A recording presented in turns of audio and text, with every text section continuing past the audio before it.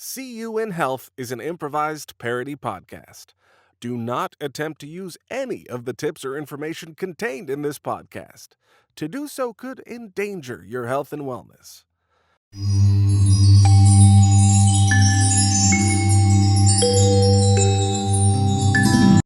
Hello! Seth and Sara are at a week-long silent retreat, so they thought it would be a great idea to have me, your announcer Josh, take you down memory lane and relive some of those glorious moments from the past 10 episodes. First up is this memorable memory. What did you think chakras were back then? I thought they were chocolate, like some kind of chocolate, but like a different kind, like Okay. maybe a brand of some kind. Chakra. I think if Yeah, you had like said it to me, I would have. To me, it reminds me of Chaka the Monkey Boy from Land of the Lost. And I think I would have said something like, what? That old program. Yes, that was a childhood program. Yes, of children.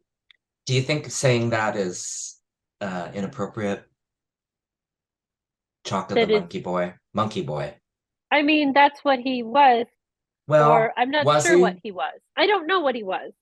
Wasn't he some kind of... I don't think we can say a what. I believe that he was an early Cro-Magnon? Was he Cro-Magnon? Neanderthal. He seemed short though. Memories, huh? And who could ever forget this one? And you know that they even have restaurants now where you can go in if you're on an intermittent fast and you can order nothing at all. And they'll give you a menu that's amazing. Blank. They give you a menu that's blank. Oh. And you say, yes, I'd like your best of nothing. And then they'll bring you an empty plate. And then they'll bring you a bill. They do charge you for the time in their restaurant because they're using their resources to Correct. And not everybody's intermittent fasting at the same time, but they do have the lights on, and you're benefiting from that. Exactly. And I had a great old time. It's called Hickory's Barlawn. And what's it called? Hickory's Barlawn. It's Hickory's Barlawn? Barlawn. It's a new dining concept that's sort of a bar grill salon. Got it. Hickory's Barlawn. I love it. Yeah. You know what's really great about that is you can bring a friend. Right. And they're not fasting, and you are, and you're both treated equally. Right. And I just love how diverse that is. I love it too. And, I didn't have a friend to bring at the time. Oh. And so they did seat me at a large table with a group party. It was a birthday party group. Okay. And there was one seat in the middle of that group that was empty. So they seated me there. I sang along happy birthday, and I was asked to not participate in the celebration, and I respected their choice of wanting me to not. Absolutely. Absolutely. Classic. Remember this? I'm very happy with my selection. These bananas are smooth. They are yellow. They are different. And I'm so happy to be able to support local. I'm just really happy with my choice of supporting a local banana farm. It's really it's kind of amazing to have stumbled upon it. It's like serendipity, Serendipity? I call it Sarah's dippity because I always seem to run into the most perfect things. Like a truck of bananas. Yeah. That cost $75? No, the $75 was to go in. Oh, right. It was like a cover charge to go into the Yes. truck. Okay. Yes, because I mean, it's kind of like a club fee or a membership fee. All right. It's just a one-time membership fee. I mean, it's not as if it's like a recurring charge. So, of course, I'm going to do it because I want to support a local. Yes? I don't mean to step on this. I just wanted to get clarification about something, if I may. Yeah. So you said you went to a banana farm. Yeah. That was local, and then it seemed like you actually didn't go to a banana farm. You went into a truck. So Yes. was it a farm truck? Is that fair to say? Yes. It's a truck from a farm. Fair, very fair. Okay. So very fair, Seth. Very fair. In my understanding, and I'm not saying that I'm 100% correct, but in my understanding, it's pretty generally known that bananas are cultivated and grown in the southern hemisphere or around the equator. Around the equator. So like South America. So that's a fun fact, Seth. That could be fun. It's definitely not local because I don't think there's a way for it to be a local banana farm. I mean, that's what's so amazing. So that's why I was like, I gotta pay these guys, right? Like they're really making it work. If they could bring a local banana farm to my town that's not in South America, like I have to support that. I guess what I'm saying is I don't think that it is local. I think that what you got onto was a truck where they had shipped bananas and just had them in a truck, like on the side of the road. I do have to just call this out because I'm literally looking at the banana right now, and I do see a sticker. There's a sticker on it, and I believe that sticker says Dole. Oh. Is that a Dole sticker? You know it is. Huh. You are so observant, Seth. Ah. There you go. This next one may be my personal favorite. My version of self-care is to give myself room, give myself some ability to please make yourself at home. She is at home, Seth. Oh, that is true. That is true. Mm-hmm. That is true. Self-care to me is more of an attitude than really something that needs to be purchased. But I know that in the wellness community, we do have a myriad of points of view about that. Right. I'm going to be honest with you, Seth. As soon as you said what I think self-care is, I tuned out. Because you're just a little bit slow on explaining it, but that's okay. You know, I'm sure whatever you said was really applicable to you. Thank you. I can't get enough of it. And now a very special moment. I want you to listen. I want you to listen to this. Please work. Can you hear that? I can hear it. And can I describe to you what it sounds like? Because please do. I have a guess of what you're into. You are into ghost hunting, and you found a haunted house. Nope. Nope, that's not it. What you are hearing is the underwater song of the baleen whale. Yes, now this is a baleen whale. It could be gray whale, maybe even an orca. Oh, what about Shamu? Could it be Shamu? I believe that if you heard Shamu, it would be a very sad song. This might be Shamu saying, "Let me out. Let me out." SeaWorld, SeaWorld. Bad. We don't like to judge things as good or bad here, but SeaWorld is bad. Excuse me, there's, something in my eye. See if you remember this one. Seth, I'm sensing that you're having a hard time letting go of your inability to find me. So what I'm going to do, it feels like there's negativity flowing right now.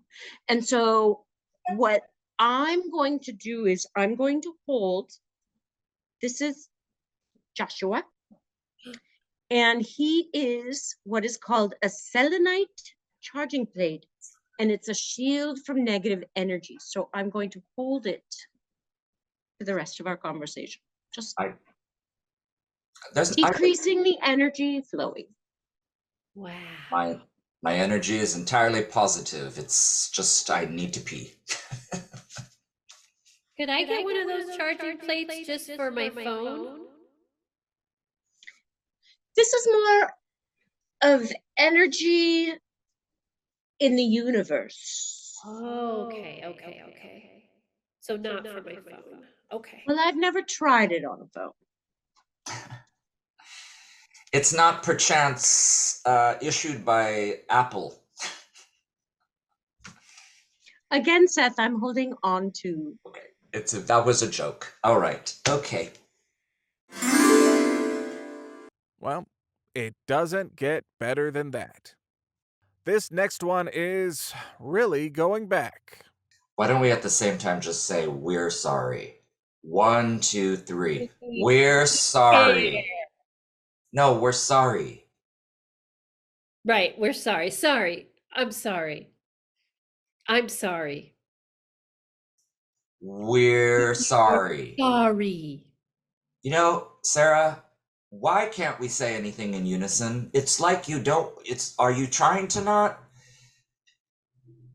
Seth, you know that I have slow down a phone. It's a condition where All right, I will grant you that, because I do believe that when people say they have a disease, that the disease is real. it's not a disease, though. It's a condition. It's a state of mind, if you will. I guess But I haven't. so it's a disease to the rest of the world. We're the ones not in ease, not you. Fair. That's one for the history books. Now, who are these young kids? What are you into this week, Sarah? So I am into this week bells. So, I went to the home of a local Santa, and What exactly do you mean by that? Santa Claus, Saint Nick. So I went into his shop and I just said, "Hey, what you got?" And he said, "Oh, come sit down beside me. I'd love to show you what I have here. Let me just grab down here and get a big handful of this." I was getting a bit concerned about your personal safety, but he was reaching. He was reaching. First of all, he has a shop. Yes. He has a shop. Santa, your local Santa has a shop. So that's news to me. But at this shop, he introduced you to a handful of sleigh bells. Yes. I see. He did. And what is the use of these bells? Well, they're for ringing. And then, so what I've done is I will just ring the bells when I'm happy. I will ring the bells when I want something. I will hear bells elsewhere. I will notice them.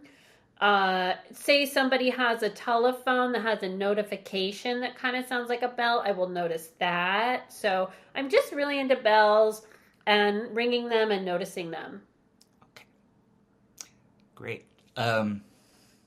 Well, that's what we're into this week. Yay! I'm into the new, not so new practice of smudging, and Sarah is into ringing and noticing bells. Now, we will we will need to take a break. A real class act. Remember this? Got really interested in sound baths once we learned about them, and we really wanted to become experts in the field of doing sound baths for people because they can give you so many positive kind of things.